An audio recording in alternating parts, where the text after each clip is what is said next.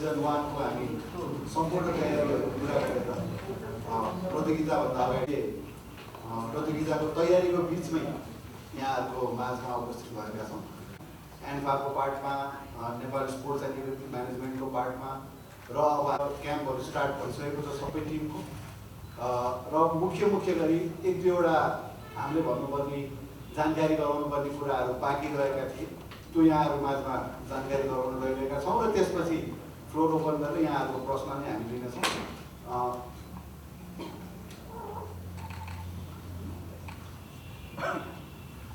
प्रतियोगिताको क्यास प्राइजहरू हामीले घोषणा गर्न बाँकी थियो, विजेतालाई उपविजेतालाई कति भन्ने कुरा थियो। विजेतालाई हामीले यस प्रतियोगिताको जो पनि विजेता रहनेछ खुकुरी नेपाल सुपर लिगको क्यास प्राइज रु 35 लाख रुपियाँ, माफ गर्नु होला 35 लाख रुपियाँ दिन गइरहेका छौँ र उपविजेतालाई हामी 15 लाख रुपियाँ प्रदान गर्नेछौँ र अरू विभिन्न क्याटेगोरीको प्लेयर्सहरूलाई पनि सोही अनुरूप best players, place forward, defence, midfield र किपरलाई पनि रु 1 लाख इच हामी प्रदान गर्नेछौँ। यो एउटा भयो र मुख्य गरी यो कुरा हामीले छुट्याइरहेका थियौँ र जेरो अकुपेन्सीमा जाँदैछौँ। यहाँहरूलाई पनि यो कुरा जानकारी भइसकेको होला। खेलकुद परिषद, मन्त्रालय, सिसिएमसी सबै ठाउँमा पत्राचार गरेर सबैतिरबाट स्वीकृति लिइसकेपछि चाहिँ नेपाल सरकारले अहिले जारी गरेको जुन मापदण्ड छ त्यसलाई पालना गर्दै हामी जेरो अकुपेन्सीमा क्लोज डोर्समा चाहिँ यो प्रतियोगिता सञ्चालन गर्नेछौँ र स्थिति यदि सहज भएमा पछिको लागि फेरि हामी सरकारसँग समन्वय गरेर अर्को किसिमले जान सकिन्छ कि भन्ने प्रयासमा पनि छौँ। तर अहिलेलाई नेपाल सरकारले जति पनि निर्णयहरू गरेको छ त्यसलाई पूर्ण रूपमा सम्मान गर्दै हामी जेरो अकुपेन्सीमा गइरहेका छौँ।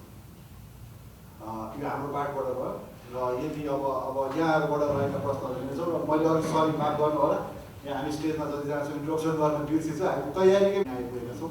हामी माझमा हाम्रो मञ्चमा हुनुहुन्छ Nepal super league chairperson Aashcharya Karki चौधरीज्यू, नेपाल सुपर लिगका डिरेक्टर श्रेयांश कार्कीज्यू, सिइओ नेपाल सुपर लिग। यहाँहरूकै प्रश्नहरू केही छ भने त्यो लिन गइरहेका छौँ। ए क्याटेगोरी बाहेक बी, सी या डीबाट लिइकन हामीले एउटा भनौँ न एउटा राइजिङ इमर्जिङ प्लेयर भन्ने एउटा क्याटेगोरी ल्याएको छ, उहाँलाई पनि हामीले पुरस्कार हजुर पुलमा 5 सरी कोच पनि छ हजुर। म्यान अफ द म्याचको लागि हामीले 25,000 राखेका छौँ र त्यो बाहेक हामीले emerging player for each match पनि जुनमा पनि सेम ल अप्लाई हुन्छ। ए क्याटेगोरी बाहेकको खेलाडी, ए र विदेशी बाहेकको खेलाडी, उहाँलाई हामीले 10,000ले पनि राखेको छौँ हरेक म्याचमा। ए क्याटेगोरी र विदेशी बाहेक 10,000 चाहिँ एउटा इमर्जिङ प्लेयरलाई हरेक म्याचमा। म्यान अफ द म्याच पनि छ 25,000।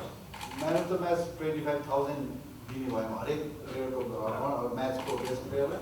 त्यो बाहेक युवा खेलाडीलाई पनि प्रपोज, ए बाहेकको बी र सीको क्याटेगोरीको प्लेयर्सलाई पनि हामी हरेक म्याचमा 10,000मा चाहिँ एउटा यङ एन्ड अपकमिङ प्लेयरलाई प्रोभाइड गरौँ भन्ने क्याटेगोरी राखेका छौँ।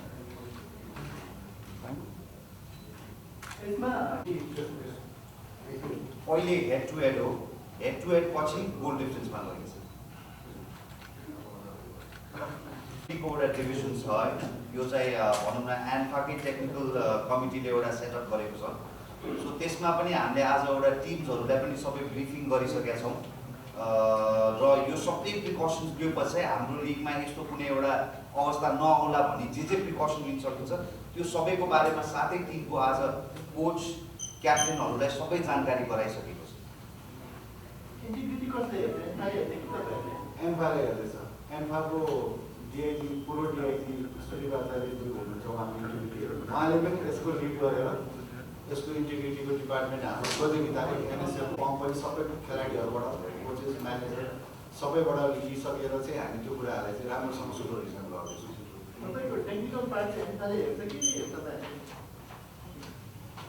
टेक्निकल पार्ट सम्पूर्ण एन्फाले नै हेरिरहेको छ। अफिसियल्स पार्टहरू, डिसिप्लिनरी पार्टहरू, यो इन्टिग्रिटीको पार्टहरू सबै एन्फाले हेरिरहेको छ। एन्फाको टिम बनेको छ सबै डिपार्टमेन्ट हेर्नको लागि र यो सबै टेक्निकल कमिटीको सबैको हेड चाहिँ सञ्जीव मिश्रज्यू हुनुहुन्छ। उहाँ पनि केही समयमा हामीलाई जोइन गर्दै हुनुहुन्थ्यो, उहाँ एन्फामा व्यस्त हुनुभएको कारणले सबैको हेड चाहिँ सञ्जीव मिश्रज्यूले गरेर यो जति पनि टेक्निकल पार्ट छ त्यो एन्फाले नै हेरिरहेको छ। यो प्रतियोगिताको रेभिन्यू भनौँ न, टिकट रेभिन्यू एउटा बिग रोल खेल्ने गरेको छ होइन। अब अहिले क्लोज डोर्समा टुर्नामेन्ट अर्गनाइज गर्नु टिकटकै इन्कम हुन्छ होइन हजुर। तर हामीले यसमा यो विचार चाहिँ हामीले किन हामी अगाडि बढ्यौँ भन्दाखेरि एउटा जुन 7वटा फ्रेन्चाइजले पनि जुन अहिलेसम्म हामीले सहयोग गरेर जुन हिसाबले उनीहरूले सबै प्रिपरेसनहरू गरेको छन्, विदेशी खेलाडी आइसकेका छन्, होटलको खर्चहरू भइसकेको छ। सो यो भए पनि हामीले एउटा यो फर्स्ट सिजनलाई चाहिँ क्लोज डोर्समा भए पनि हामी अगाडि बढौँ। त्यो पनि हामीले सबै कोभिडको प्रिकसन्सहरू लिएर नै अगाडि बढौँ। र यदि हाम्रो अलिकति सिचुएसन चाहिँ कोभिडको नम्बर अफ केसेस ऱ्यापिडली तल झर्दै गयो र सरकारको पनि नियमहरूमा केही बदलाव आयो भने चाहिँ हामी यही मोडालिटीलाई अलिकति चेन्ज गरेर एउटा लिमिटेड अकुपेन्सी मोडलमा जान पाऊँ भन्ने एउटा आश राख्दछ। तर यसको फाइनेन्सियल रेपुटेसन चाहिँ डेफिनेटली एउटा अर्गनाइजिङ कमिटीलाई हुन्छ। यो क्लोज डोर्समै टुर्नामेन्ट हुँदाखेरि टर्म्स अफ कम्पिटिसन तपाईँहरूले स्पोर्ट्सलाई नै हेर्दा अहिले फुटबल तपाईँले चाहे इङ्ग्लिस प्रिमियर लिग हेर्नुहोस्, जुनसुकै हेर्नुहोस्, यिनीहरू सबै पनि अझ पनि क्लोज डोरमै खेलिरहेको छ। डेफिनेटली नेपाल सुपर लिगलाई चाहिँ एउटा फर्स्ट सिजनमै धेरै फलोसिप नहुँदाखेरि पनि यस्तो इम्प्याक्ट डेफिनेटली त्यसले एउटा कम्पिटिटिभलाई अलिकति कम गर्ला। तर हाम्रो AP1मा पनि प्रत्यक्ष लाइभ हुने नै छ। त्यसले गर्दाखेरि एउटा कुनै माहौल चाहिँ एउटा भनौँ न काठमाडौँ वरिपरि, नेपाल वरिपरि मान्छेलाई एउटा उत्साहको फिलिङ चाहिँ होस् र त्यही कारणले गर्दा पनि प्लेयर्सहरूलाई त्यो एउटा एनर्जीले खेलोस् भन्ने चाहिँ हामी आशा गर्दछौँ। यो गेमको बिचमा कुनै प्लेयरहरूलाई कोभिड देखियो भने के हुन्छ त्यसमा? कोभिडको हामी सबैले धेरै गाइडलाइन्सहरू यहाँ कोभिडको एन्फाको पनि हामी AFCको ट्रेनिङ लिएर आएको, कोभिडको बेलामा कसरी गेम गराउने भन्ने त्यो सबैको पनि ब्रिफिङ भइसकेको छ। हाम्रो कुनै पनि गेमको दौरानमा प्लेयर्सहरू एन्ट्रेन्स गर्दाखेरि एउटा थर्मल स्क्रिनिङको प्रोसेस हुन्छ। थर्मल स्क्रिनिङमा उनीहरूलाई टेम्परेचर देखिएमा हामीले एउटा एन्टिजेन टेस्टिङको सम्म पनि व्यवस्था गर्नेछ। त्यो टेस्टिङ गरेपछि मात्रै त्यो प्लेयर जसको चाहिँ टेम्परेचर एउटा सर्टन लेभलभन्दा माथि छ त्यसपछि मात्रै उनीहरूलाई खेल्न दिनेछ। तर डेफिनेटली एउटा कुनै प्लेयरमा कोभिडको केस देखियो भने त्यो टिमको टेस्टिङ गराउनेदेखि लिएर सबै स्ट्रिक्ट प्रिकसन्सहरू चाहिँ हामीले सबै कुराको चाहिँ ब्रिफिङ एउटा सबै 7वटा इन्भल्भ फ्रेन्चाइजेसहरूलाई इन्फर्म गरिदिइसकेको छ। यदि सम्पूर्ण टिममा नै त्यो कोभिडको समस्या देखियो भने के हुन्छ? तपाईँ यसलाई के प्लानिङ गर्नुभएको? तपाईँले सोधेको क्वेसन एकदम इन्ट्रेस्टिङ छ। सबभन्दा पहिला त म के भन्छु भने म एन्टायर टिम त होइन, कुनै टिममा 3-4 जना पनि नदेखा परोस् भन्ने भन्छु।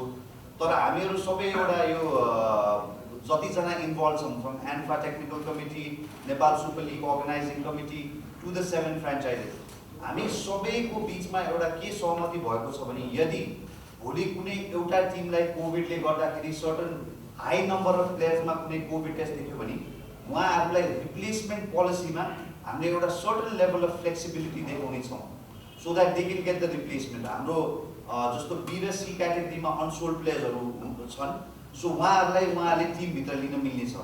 सो भनौँ अब यो एकदम च्यालेन्जिङ टाइम छ।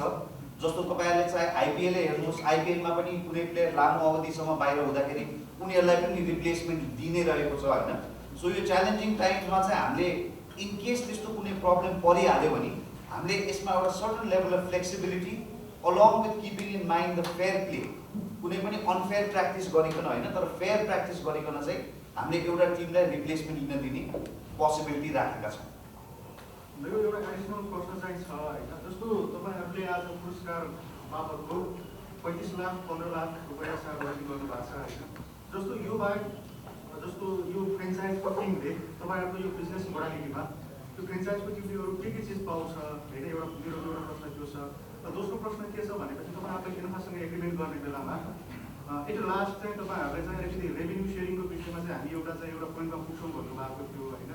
एन्फासँग तपाईँहरूको केही कुरा फाइनल भइसक्यो हो रेभेन्यू सेयरिङको विषयमा केही छ भने हाम्रो टिम्सको कुराको त हामीले पहिले पनि रिभिल गरिसकेका छौँ होइन। हाम्रो ब्रडकास्टिङ र हाम्रो टिकटिङ राइट्समा एउटा सेयरिङ रेभेन्यू मोडल छ भन्ने कुरा। एन्फासँग चाहिँ हाम्रो एक्ज्याक्ट हामीले तपाईँलाई यो डिस्क्लोज गर्न मिल्ने भनौँ न कुनै एक्ज्याक्ट फिगर चाहिँ छैन। तर हाम्रो एउटा लक्ष्य चाहिँ हाम्रो चाहिँ नेपाल सुपर लिगको उद्देश्य चाहिँ नेपाल सुपर लिगले अब यो वर्ष पक्कै पनि इन्कम होइन होला होइन, तर फ्युचरमा भएको हाम्रो इन्कमलाई हामीले कसरी जेनेरेट ब्याक इन्टु फुटबल गर्छौँ भन्ने कुराको चाहिँ हाम्रो छलफल भइसकेका छ। तर यो इयर चाहिँ हामीलाई एकदम च्यालेन्जिङ भएको हुनाले एक्ज्याक्ट कुनै एउटा फिगरमा पुगेर हामी यसो गर्छौँ उसो गर्छौँ भन्ने अहिलेसम्म पनि हामीले केही डिसाइड गरिसकेको छैन।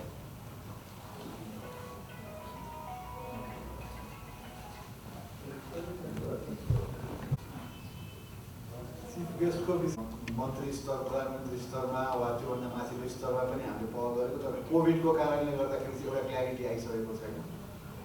सम्भवतः अब अहिले प्रधानमन्त्री राष्ट्रपति लेभलबाट नभइकन अरू स्तरबाट कुनै किसिमले हुन्छ होला, अब त्यो भोलि नै क्ल्यारिफाई गर्छौँ। हामी अझै पनि त्यसलाई वर्कआउट गरिरहेको छौँ। कोभिडको कारणले गर्दा सबैजना आउन अलि हच्किनु भएको छ, हिचकिचाइ। हाम्रो त 6 दिनमा 3टा म्याच छ, एक दिन भएर एउटा टिम खेल्नुपर्ने, त्यसमा खेलाडीको टिमको स्कोर डिसिजनमा मात्र छ होइन। इङ्ग्लिस प्रिमियर लिगहरूको कुरा गऱ्यो भने it's a very year long calendar हो। त्यसमा चाहिँ सर्टन 47 to 8सम्मको ग्याप एउटा कम्पल्सन भन्ने छ। हामीले पनि हाम्रो गेम्सहरूमा 48 आवर्सको मिनिमम ग्याप चाहिँ सबैमा राखेकै छौँ। अब यो कुरा कस्तो छ भने तपाईँहरूलाई पनि जानकारी होला नै, नेपाल पनि 1 गतेपछि चाहिँ हाम्रो वर्ल्ड कप क्वालिफाइङको लागि क्याम्पमा हुनुहुन्छ। सो हामीले यो विचार राखेर चाहिँ हामीले एउटा सर्टन ड्युरेसनभित्रमा टुर्नामेन्ट सघाउनै पर्ने भएको हुनाले चाहिँ हाम्रो अलिकति स्केड्युल टाइट थियो। त्यसले गर्दाखेरि त्यो स्केड्युलमा बनाउन सक्ने सबभन्दा अनबायस टाइट सिट जुन हुन्थ्यो त्यो हामीले क्रिएट गरेर त्यसमा नम्बर पुलिङ गरेर नम्बर पुलिङमा प्लेसमेन्ट गर्दाखेरि 3टा टिमको चाहिँ 3टा match with 48 hours gap, minimum 48 hours ग्यापमा खेलिनु पर्ने एउटा अवस्था चाहे जे नै गरे पनि त्यो अवस्था हामीले अभोइड गर्न मिल्ने सिचुएसन चाहिँ थिएन। जस्तो एलिमिनेटरको कुरा आजको भोलि कतिको सम्भावना आज? सो हजुर अब यो भन्नु पर्दाखेरि कस्तो हुन्छ कि एलिमिनेटरको कुरामा 1-2 ले खेल्छ, 3 र 4 ले खेल्छ। 1-2 को विनर सिधै फाइनलमा जान्छ, 3-4 को